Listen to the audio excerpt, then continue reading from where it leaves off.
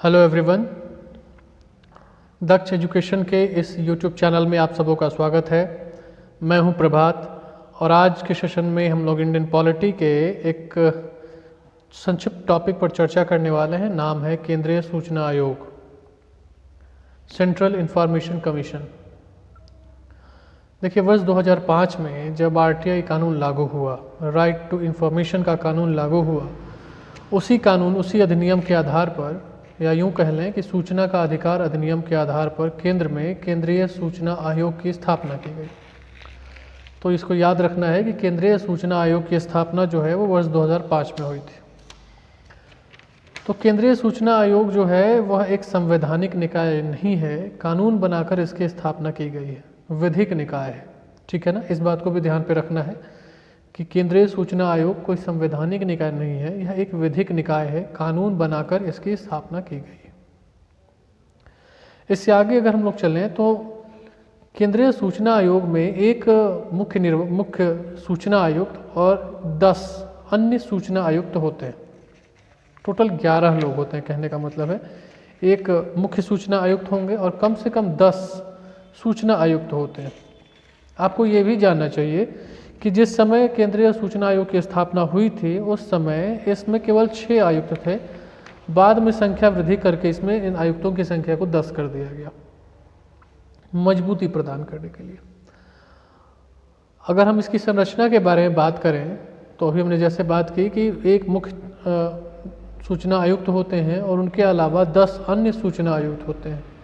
इन सबों की नियुक्ति राष्ट्रपति के द्वारा की जाती है, परंतु राष्ट्रपति एक 3 सदस्यीय समिति की सिफारिश पर इनकी नियुक्ति करते हैं।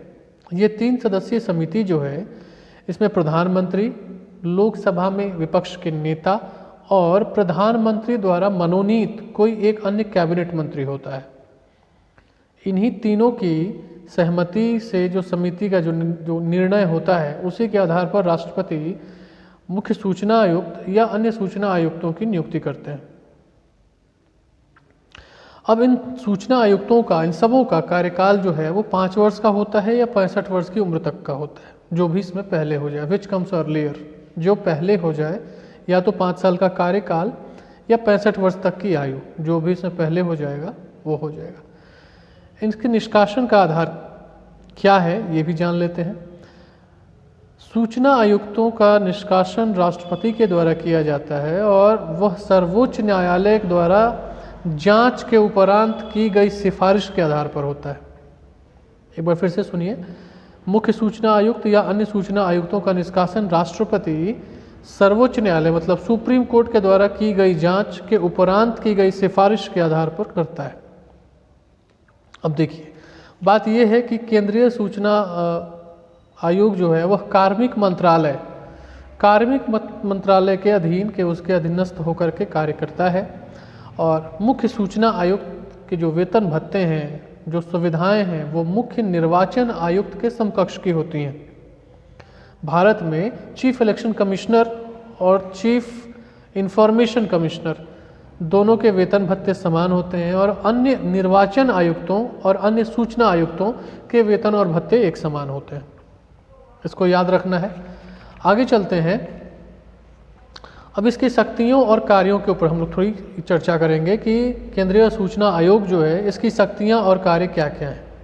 सबसे पहले तो ये बात जान लीजिए कि आयोग को दीवानी न्यायालय मतलब सिविल कोर्ट की जो शक्तियां होती हैं वो प्राप्त होती हैं। केंद्रीय सूचना आयोग सिविल कोर्ट के रूप में भी काम कर सकता है, उसके पास वो शक्तियाँ, वो पावर्स होते हैं।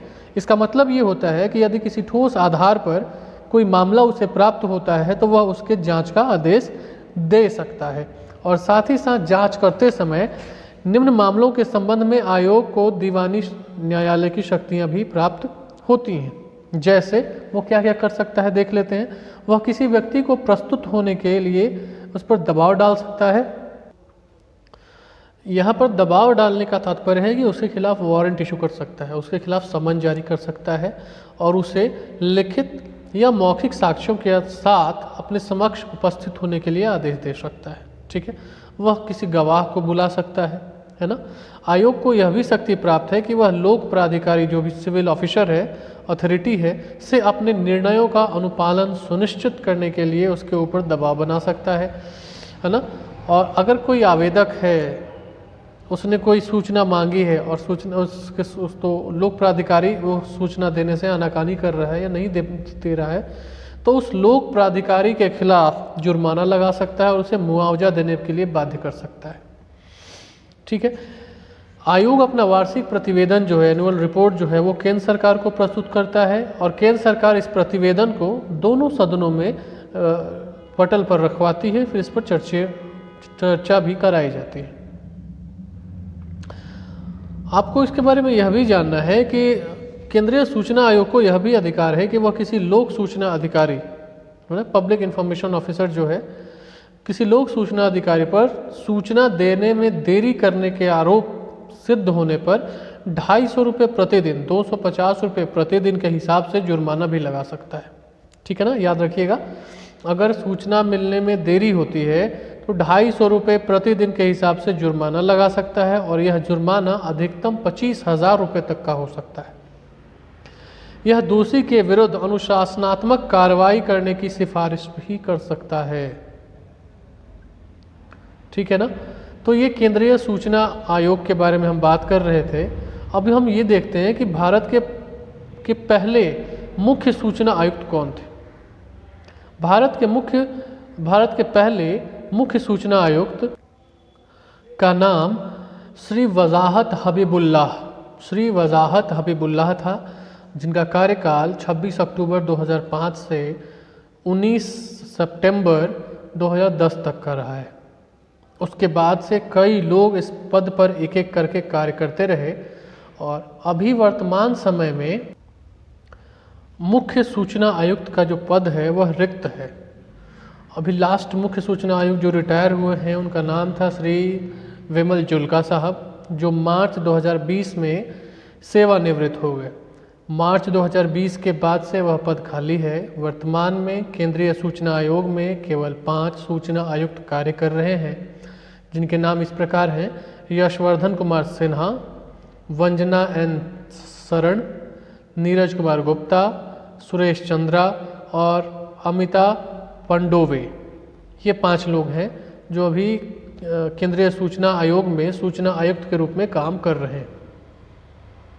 तो इस सेशन में बेसिकली हमने जिन बातों पर चर्चा की वो केंद्रीय सूचना आयोग की संरचना, उसकी स्थापना, उसमें क्या क्या शक्तियाँ हैं, उस पर हमने संक्षिप्त में बात की।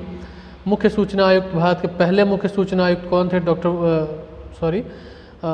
श्री वजाहत हबीबुल्लाह साहब, और अभी वर्तमान में मुख्य सूचना आयुक्त का पद खाली है। और इससे पहले जो मुख्य सूचना आयुक्त के पद से सेवानिवृत्त हुए हैं उनका नाम भी बताया, श्री विमल जुल्का जी। और अभी वर्तमान में केंद्रीय सूचना आयोग में केवल 5 सूचना आयुक्त हैं। तो ये एक संक्षिप्त जानकारी हुई और टू द पॉइंट जानकारी हुई आपके लिए। आप इसको चाहें तो कॉपी में नोट डाउन कर सकते हैं, अपना नोट्स बना सकते हैं। और इस संबंध में और भी कोई बात अगर आपको जाननी हो तो आप हमें इस वीडियो के कमेंट बॉक्स में लिखकर बता सकते हैं। हमारे चैनल को आप सब्सक्राइब कर लें ताकि लगातार जो वीडियोस आते हैं वो आप तक पहुंचते रहें। वीडियो को लास्ट तक देखने के लिए आपका बहुत बहुत धन्यवाद। मिलते हैं अगले वीडियो में किसी अगले टॉपिक के साथ। Thank you very much.